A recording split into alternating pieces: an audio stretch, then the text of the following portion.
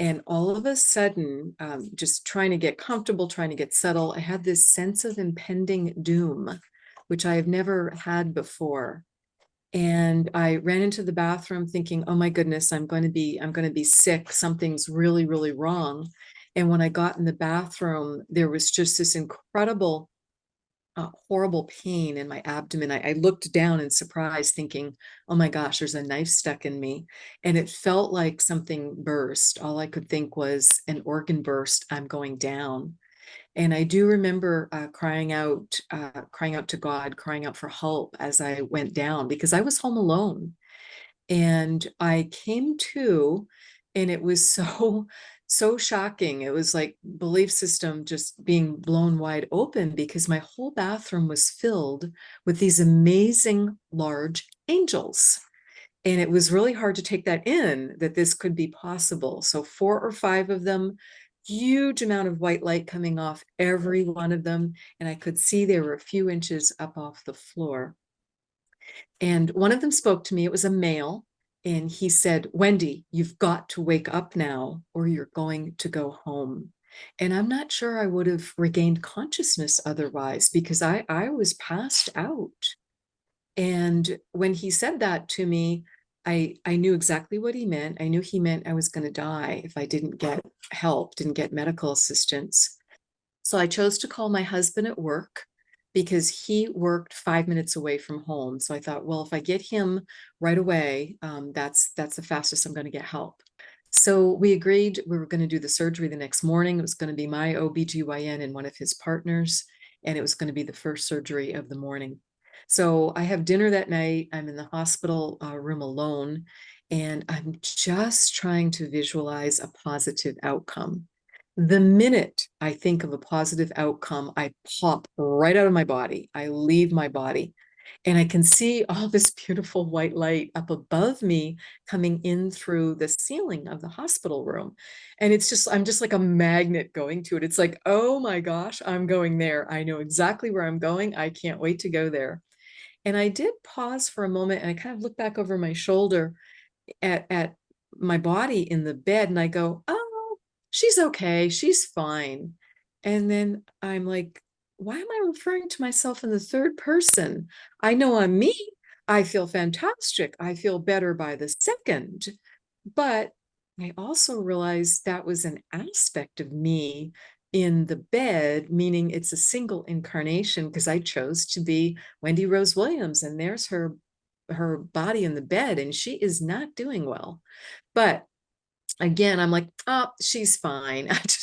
I just, in pure soul form, higher soul, I just really don't care. I just wanted to follow the light. So I go up and up and up, again, feeling better because no pain, not so scared, just feeling more and more like myself. It's like my energy was coming back to me and I felt more like my pure self. So I've now gone out of the hospital. I'm looking down thinking, oh, it's so beautiful. Earth is so gorgeous. Can't everyone take care of her better? It's just so gorgeous. Why can't everyone see this? And I keep going up to the light faster and faster. But then at a certain point, it's like I run out of gas. And I remember thinking, oh gosh, please don't make me walk through one of those long tunnels. I don't think I have enough energy to make it through that tunnel. I don't think I'm going to get home. And the moment I thought that, this gorgeous escalator just drops down out of nowhere from above for me. It's got all that light coming off it. There's no one on it. It is pristine. And I plop myself onto the escalator. I'm just so grateful for it. And the minute I did, I realized I was like hanging over the handrail and I was like a tire that was like totally deflated. I'm just like, so grateful for that ride. And I knew that's not what my shape was meant to be. I was meant to be this like really bouncy, energetic soul. I was meant to be this like round, like beach ball with all this energy just flying around inside it. And instead I'm flatter than a pancake, grateful for the ride home. So I get to the top of the escalator and I am met there by this amazing welcoming crew. and I could see the angels in the back. I knew it was the same 4 or 5 angels from my bathroom, but also in front of them, there's my soul family, there's my soul group. And I'm so thrilled to see them, and they're so thrilled to see me, and everyone's giving me this big hug. And the hug, it was just life-changing, because to get that unconditional love from the people that you know the best and care about the best, and to just feel that, I could have stayed there forever in that embrace. And it did make me realize that unconditional love, it's something we've got to learn how to give it to ourselves, and to be able to give it more to others, because too often there's not enough love shared or love expressed, or it's not unconditional. So I got exactly what I needed. And the angel said to me, "Oh, we're so happy you're here. You've done nothing wrong. So glad you made it. You're welcome to stay. But if you want to go back, you're going to need to decide quickly. So here's what I can tell you. Number one, if you go back, you will have a successful surgery tomorrow, and you will regain your health fully. This is huge. I am so grateful to hear this. Number two, I can tell you your baby will be born healthy. This is also incredible news. Number three was the kicker. Number three was, if you choose to go back, your life will be very difficult, likely for many years, because you're not on your life path. You're not living your purpose. So I was 36 years old at the time.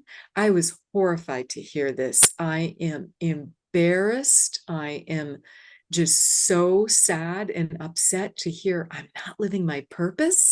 That's terrible. So of course I look at him, and now I know who it is. As soon as I got home, I was like, well, that's Archangel Michael, of course. That's who was talking to me in the bathroom. That's who saved me and gave me this amazing help. So he repeats to me, what do you want to do? Because you have to decide quickly. But I'm looking at him, I'm like, oh my goodness, I have to know more about my purpose. Please tell me about my purpose. I want to do the right thing. What am I supposed to be doing? What should I not be doing? Please share that with me. And he just gently shakes his head. So I know he's not going to tell me anymore. So I look around at all the others, because it's like, oh, come on, there's 18 or 20 beings of light here, and they all love me, and I know they want to help me. All 4 of my grandparents were there, which was super interesting. I knew my mom's parents really well, so my maternal grandparents, that didn't surprise me. But I also recognized immediately my father's parents, and I had never met them in this lifetime because they died before I was born. But yet, when you get home, even though everyone looks exactly the same, other than the angels are bigger and much more light from them, but everyone in my soul family looks the same, like these amazing, amazing beach balls with all this energy in them.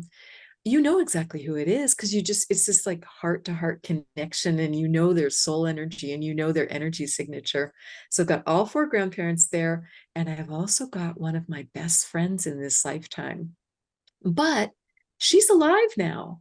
So that made me realize, oh my goodness, it really is true that our higher self, there's an aspect of our energy at home all the time. It's not just people who are deceased that you can have this amazing reunion with when you die and go on home. So I think that answered a lot of questions many people have about that piece. Just isn't very, very obvious. So the angel repeats, what do you, because no one else will tell me any information either. And I start to kind of deflate, because it's like, oh my goodness, I just don't know. I don't know what I'm doing. No one's helping me. But they see me getting just really deflated, and they start being super silly. And so they would put duct tape over their mouths, but then just be, super, super silly about it. They would lock up their mouth and throw away the key. And it's like, oh, I get it. You're not supposed to tell me. I just have to figure it out for myself. But I'm going to know I've got this love and support and wisdom. And I had not felt that before. So I just felt so much more connection. And Archangel Michael then repeats to me, what do you want to do? Because you need to decide now. And the minute he said that to me, I saw the flash of myself in the hospital bed, and I thought, oh, yeah, I get it. I've got to go back, if I'm going to go back, because that body's not going to be viable. And the second thought was immediately when he asked me that, I saw our daughter's face, our little toddler. She was adorable. She was about a year and a half old, and she had this brown curly hair. And I mean, every parent thinks their child is just amazing. But when Archangel Michael asked me that, the way I saw her face, it was like an IMAX theater screen. It was like 70 feet tall, and it filled my whole world. And to know that I could go back and be her mother, and to know I was going to regain my health, and that I was going to have another healthy baby, I said, send me back, put me back in, coach. And I think I re-engaged with life at a deeper, more meaningful level from that experience. So he sends me back down, but first, everyone gives me this huge group hug again. And that time I realized they weren't just giving me unconditional love, they were giving me healing, they were downloading energy, because I think I was just too low on energy. I'm not sure I would have survived a major surgery the next day without that. So I get this huge hug and download.